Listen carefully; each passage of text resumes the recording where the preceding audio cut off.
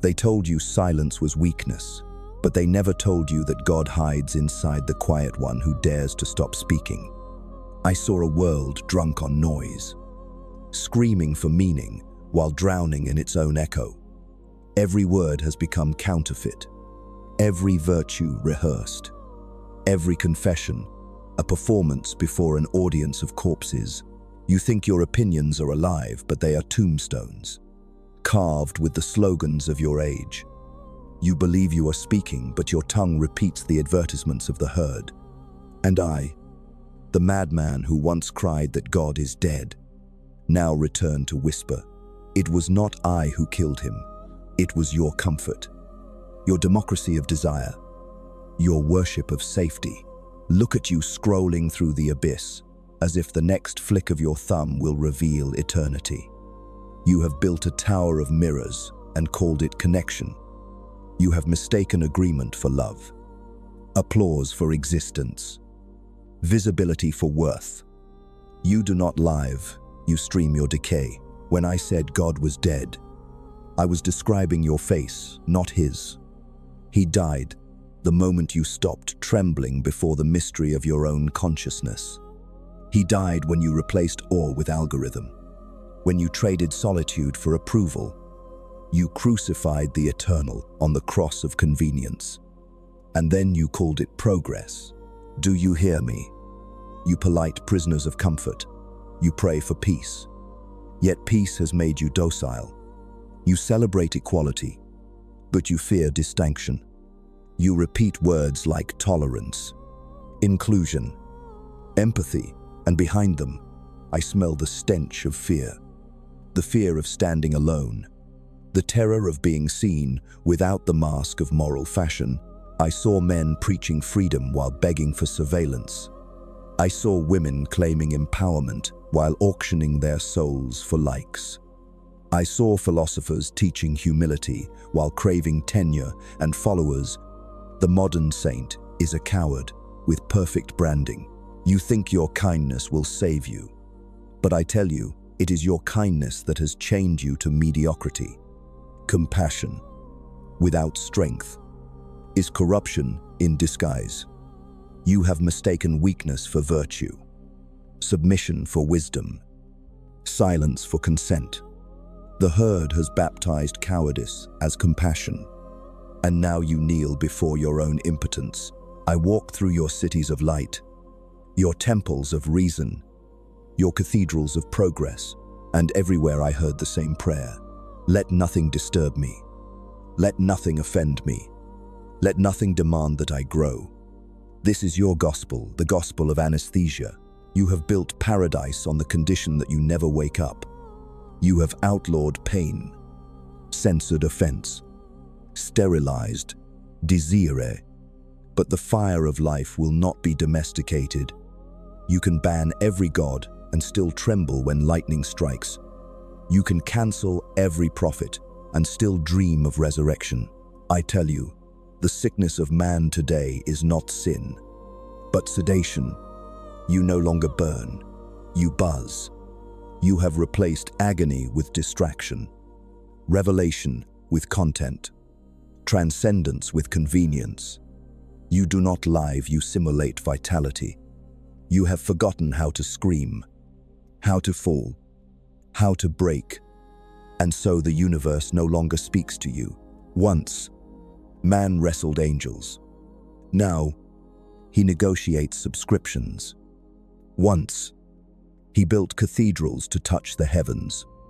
Now, he refreshes to see if anyone has noticed his despair. Once, he faced the abyss with trembling glory. Now, he scrolls past it with numb thumbs. I came not to teach, but to wound, to remind you that pain is holy, that the crack in your perfection is the doorway to the infinite. You worship comfort because you fear the void, but the void is the womb of creation. Out of its nothingness, all meaning is born. To fear it is to reject your own birth. You are terrified of silence because silence reveals what you are. You fill your ears with noise, your days with tasks, your nights with glowing ghosts, anything to avoid the encounter with your naked soul. But listen, the one who can sit in the void without begging for distraction has already surpassed kings. You want to be happy. How small. Happiness is the toy of the herd, the tranquilizer of the masses. I do not promise you happiness. I promise you freedom. And freedom is fire. It burns your illusions. It devours your idols. It leaves you shivering and divine. You call your opinions truth, but they are only strategies for belonging. You call your rebellion authenticity, but it is only the fashion of dissent. Even your outrage is algorithmic. I see through it, the rehearsed anger, the socially approved despair. You do not feel, you imitate emotion. The age of authenticity has produced nothing but copies. The age of freedom has birthed slaves of infinite choice. The age of reason has given birth to idiots who believe logic will save their souls. You are not enlightened, you are entertained. You are not moral, you are managed. You are not alive, you are curated. I spit upon your civility. It is the graveyard of greatness. You shake hands with everyone, but you know no one. You call every opinion valid, but none sacred. You have democratized meaning until it became meaningless. And then you ask why you feel empty. You think morality protects you from chaos, but it is chaos that keeps you alive. Without danger, your virtues rot. Without temptation, your faith is cosmetic. Without struggle, your love becomes pity. You cannot grow in safety. You cannot awaken in comfort. You cannot find truth in consensus. You have become allergic to greatness because it offends your equality. But equality is a coffin beautifully lined, perfectly fair, and utterly dead. In your worship of sameness, you have exiled excellence. You have mistaken inclusion for integrity, humility for self-erasure. You bow before mediocrity and call it mercy. Do you know what I saw when I looked into the eyes of modern man? Not evil, not sin, but boredom, a cosmic boredom so deep it could swallow stars. You are drowning in abundance and starving for purpose. You have conquered the world but lost your soul.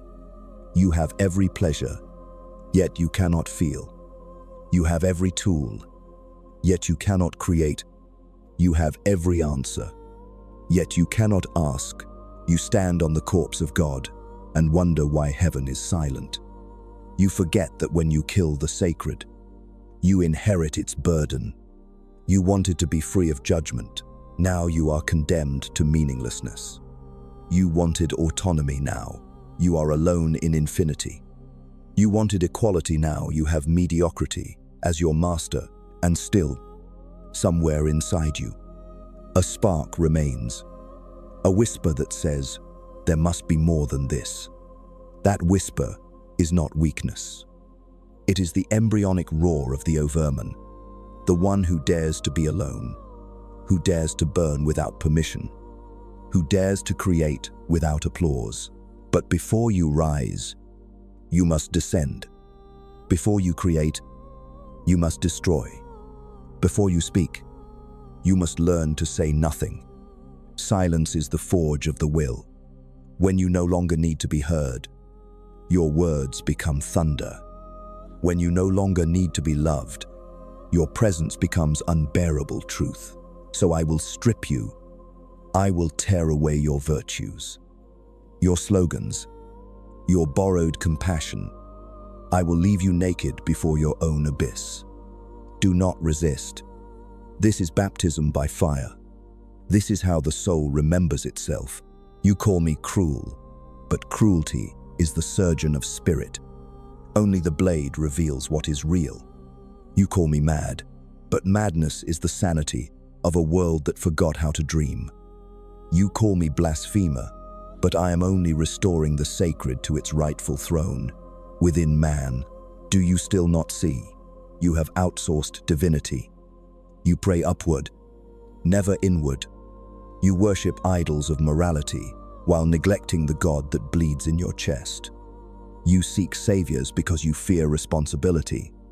You love victims because they excuse your weakness. But I tell you, there are no victims, only creators who forgot their power. To live is to declare war on the familiar. To think is to betray the tribe.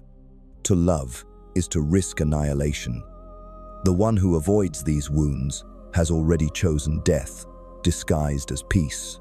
So I ask you, what have you done with your agony? Do you bury it beneath consumption, therapy, entertainment, or do you let it carve you into something that can see the sun without blinking?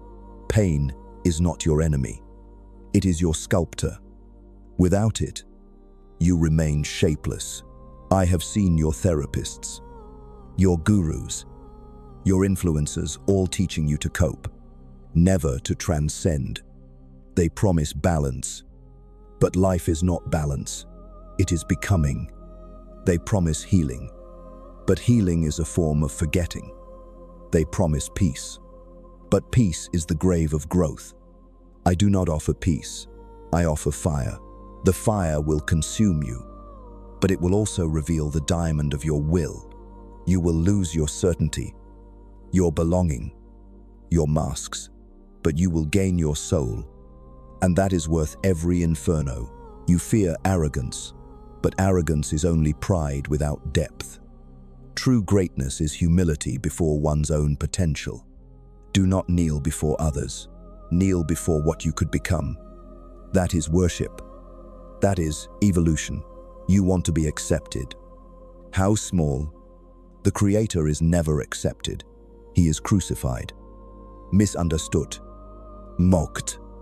That is the cost of originality. You cannot belong and become at the same time. Choose. Do not wait for approval from a culture that fears greatness. Do not seek validation from the blind. They will call your clarity arrogance, your freedom rebellion, your love insanity. Let them. The lightning does not apologize to the tree it splits. And when they silence you, smile, for silence is the highest victory. When your enemies demand your words, give them your stillness. When the herd demands your confession, give them your absence. Learn to say nothing. That is how you win. You think the world fears your rebellion, but the world fears your silence even more. Words can be debated, but silence cannot be defeated. The one who speaks can be twisted, quoted, and crucified, but the one who stands in silence becomes myth. That is why the prophets withdrew into mountains, why the madmen laughed into the wind, why I myself vanished into the desert of my mind. Because to speak too long among the deaf is to become one of them.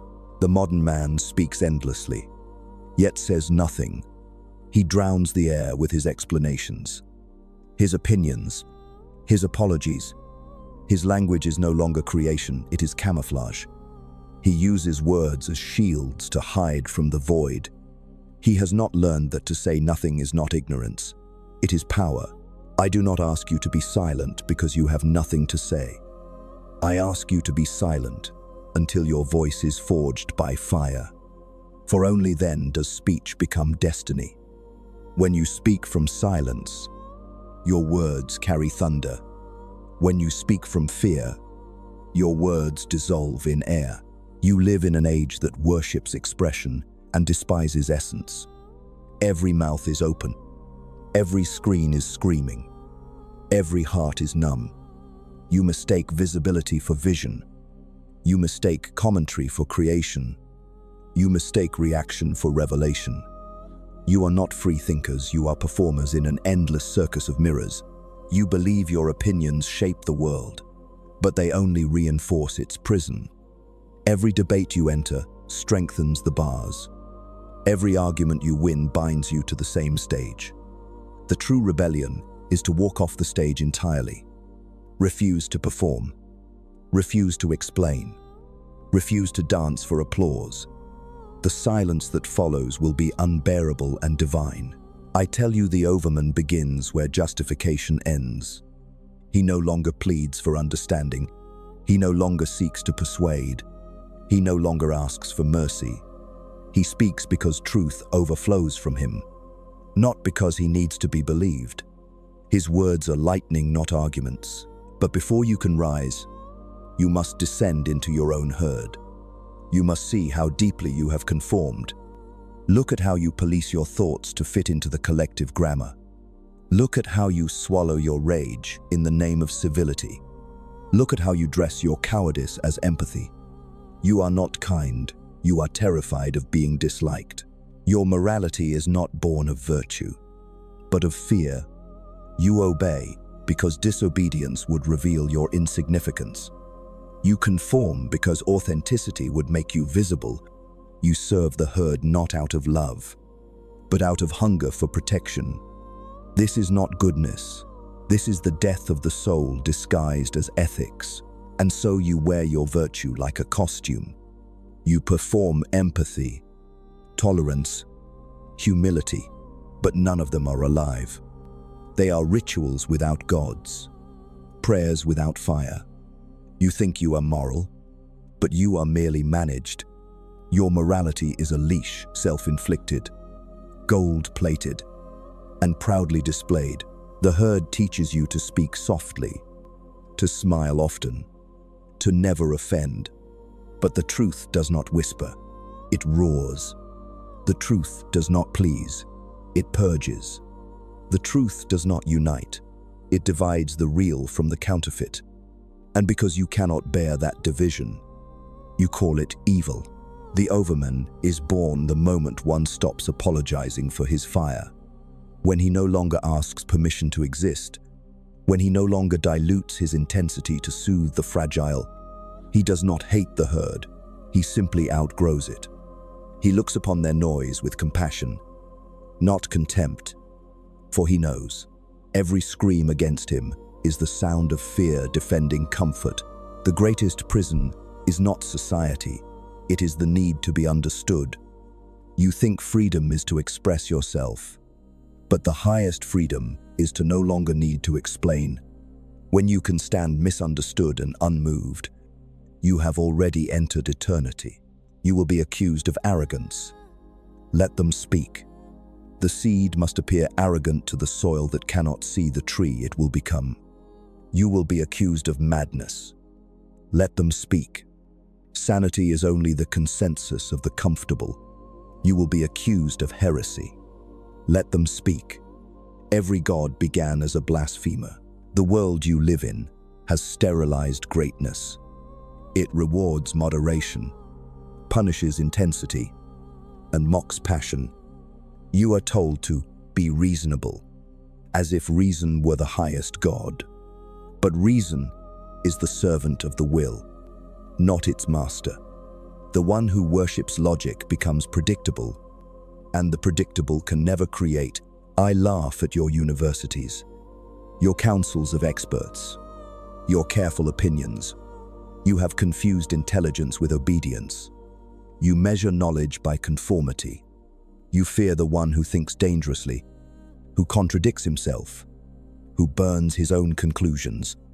Yet that one is closer to God than all your scholars combined. Do you know why I despise agreement?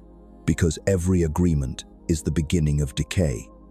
When men agree too much, truth leaves the room. It escapes into solitude, waiting for another madman to find it.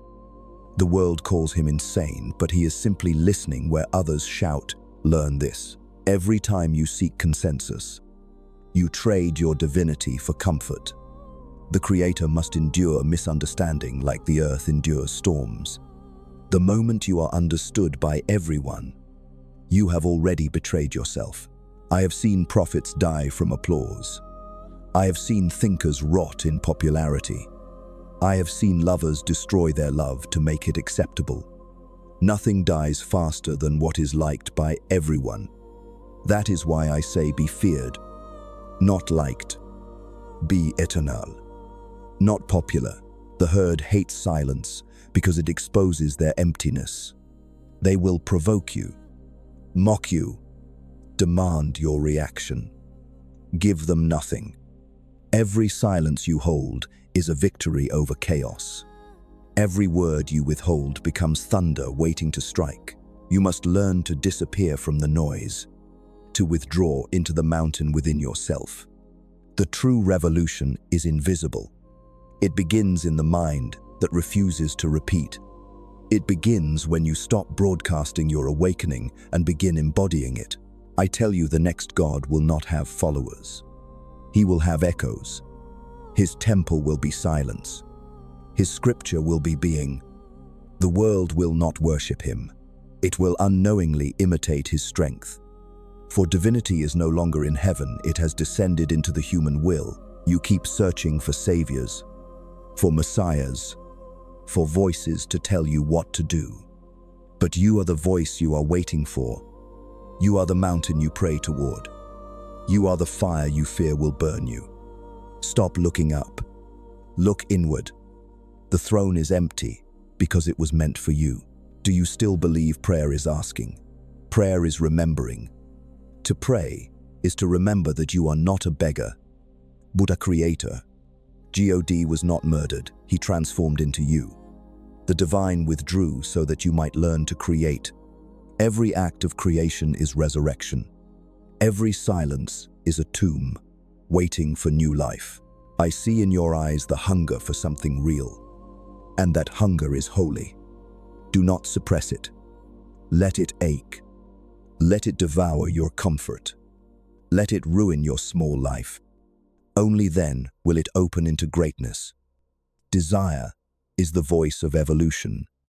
To deny it is to deny the cosmos itself.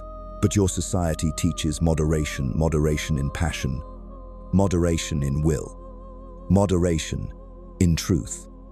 They have convinced you that balance is virtue. No balance is the death of intensity. The fire of the spirit was never meant to be tamed. It was meant to consume you and make you luminous. When I say, learn to say nothing, I do not mean retreat into cowardice. I mean become so full that language collapses. Become so present that speech feels redundant.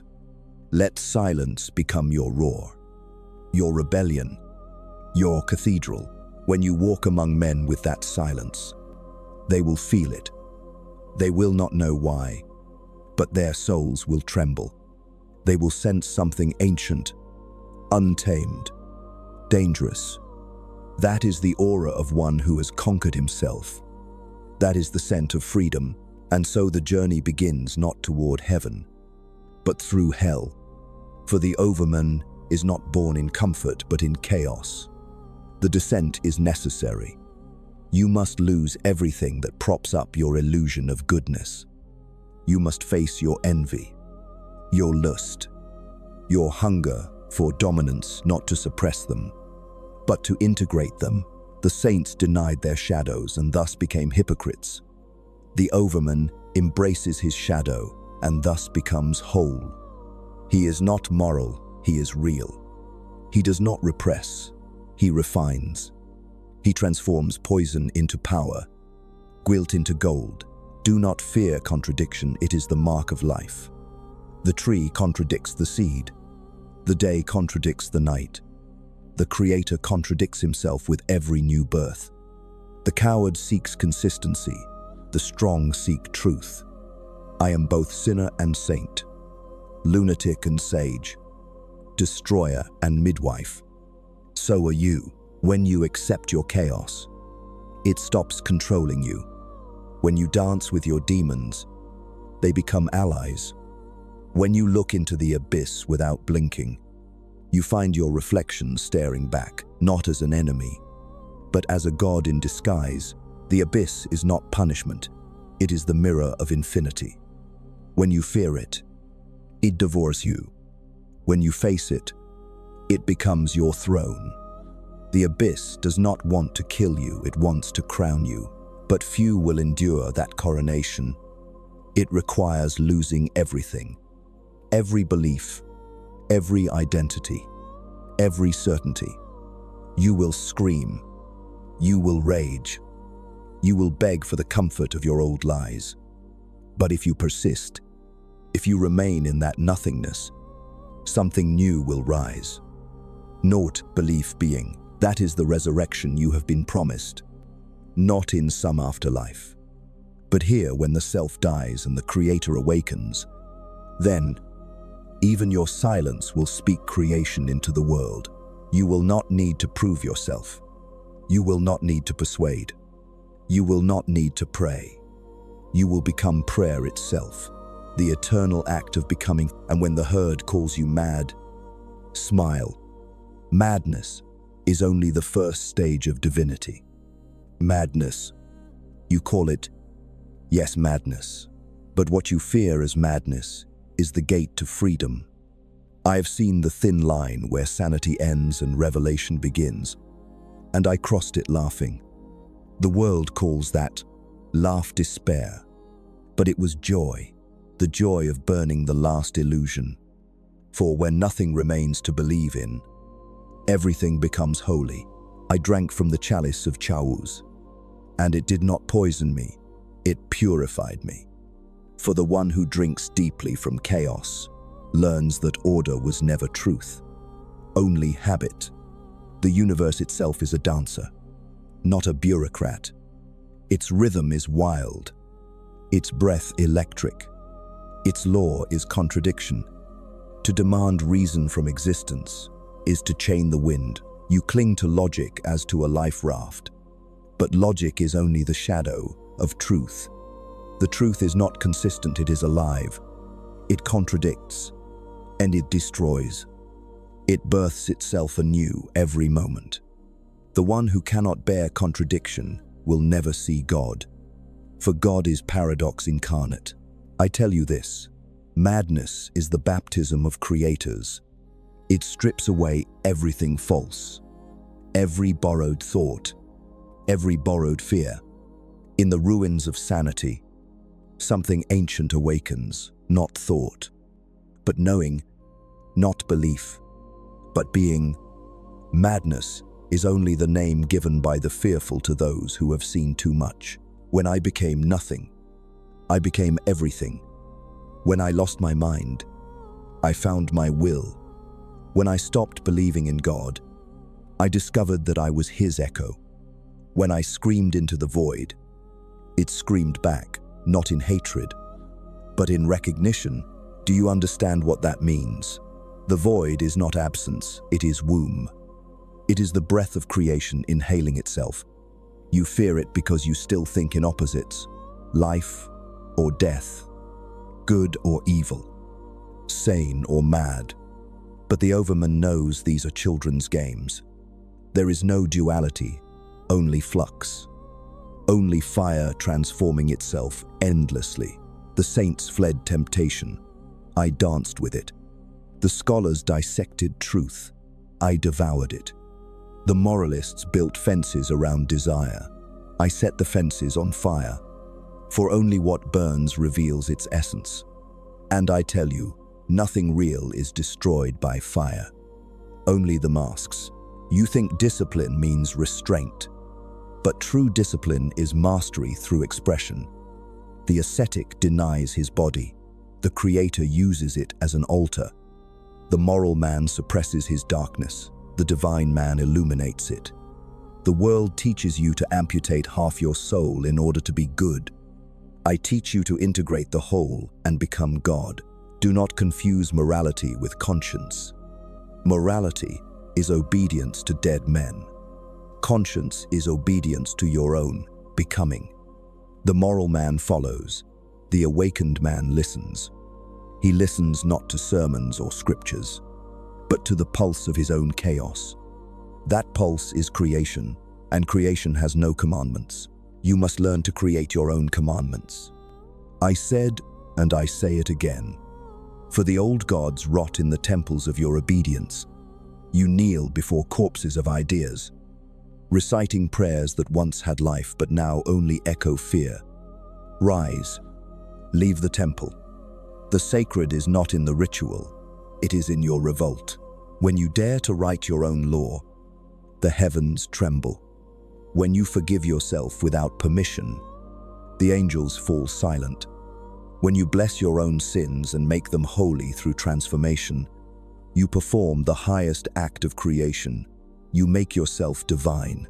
You have been told that humility is virtue, but humility is often the mask of fear. It is the bowing of the infinite before the finite. It is the apology of light for existing.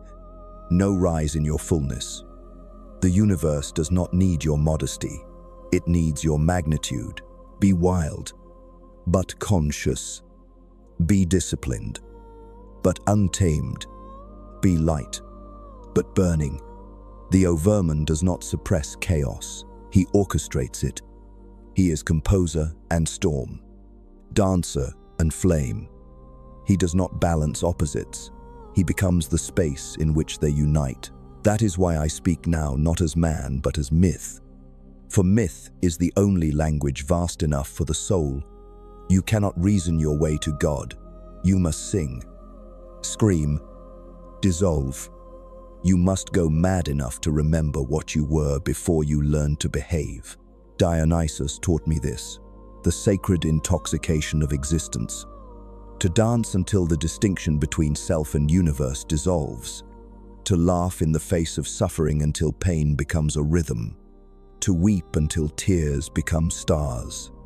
To shatter the mind and discover the cosmos inside the fragments.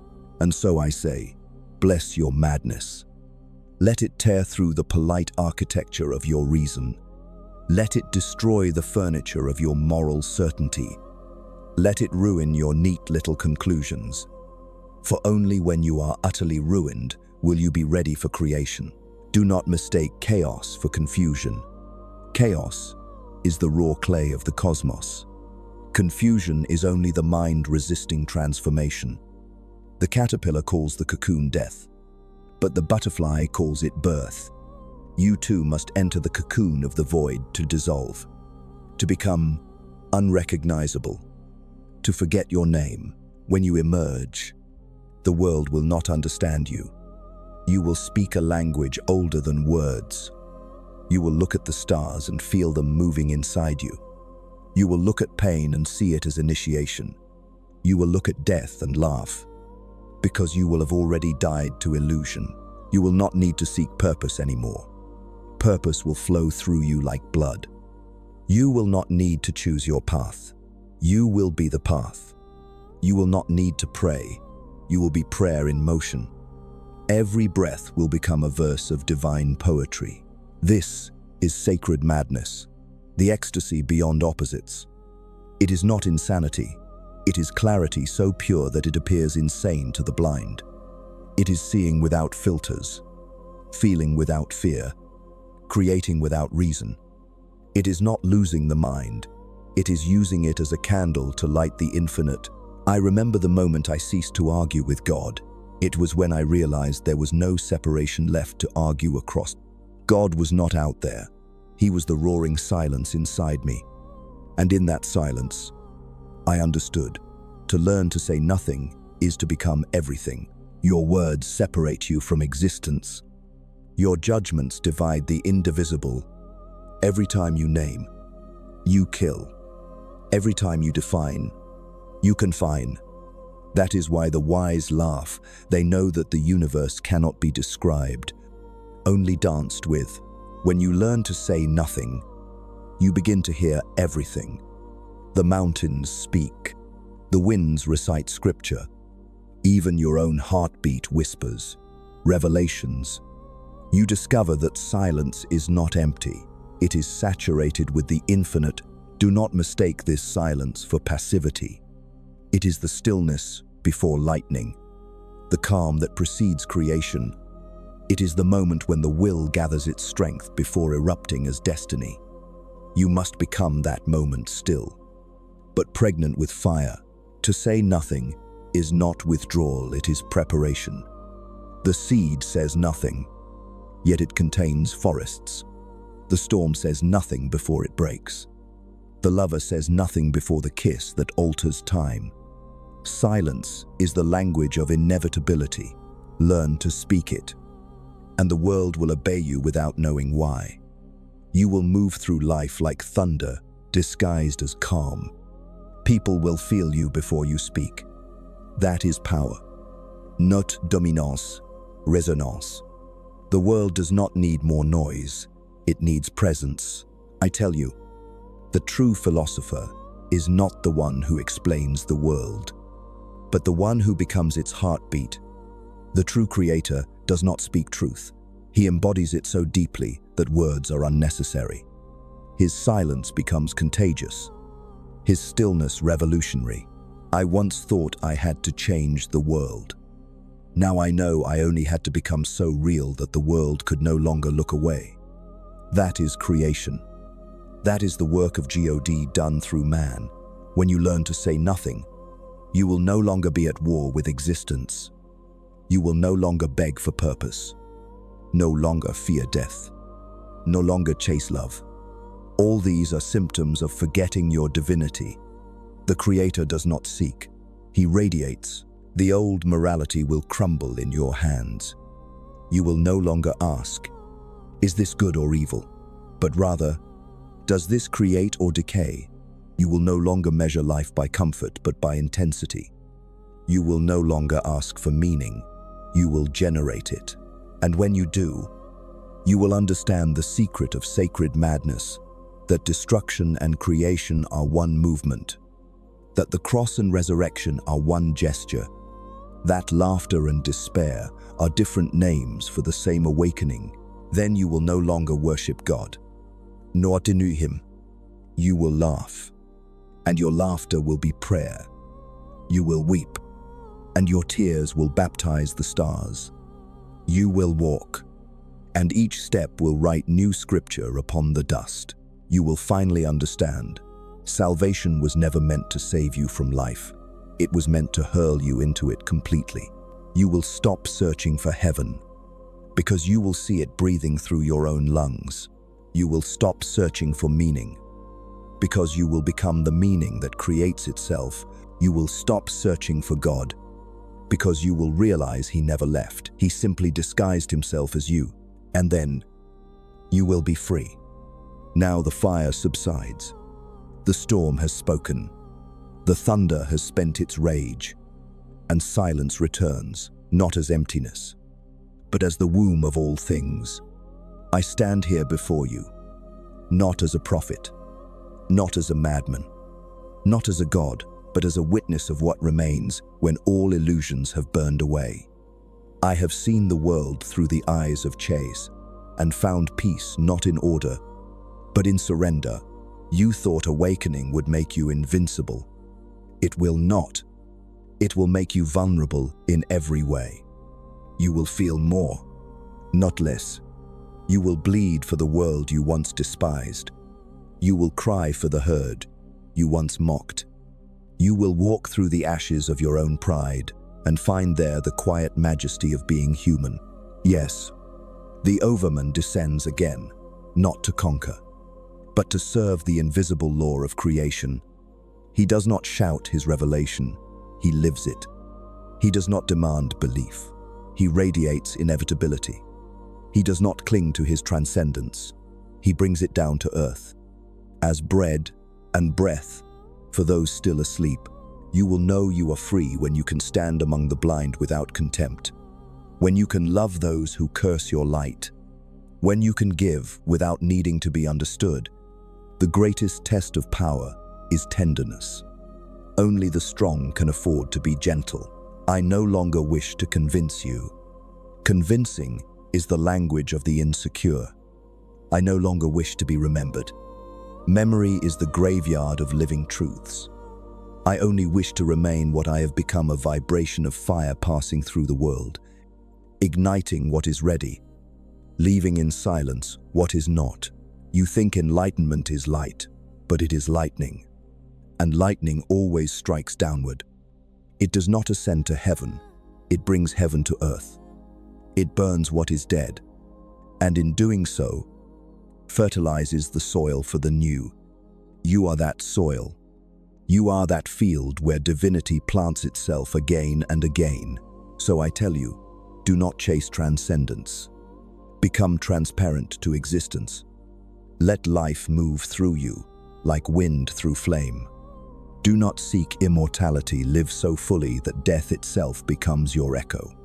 Do not seek perfection, become so real that imperfection becomes divine. The miracle was never the resurrection. It was the crucifixion willingly embraced.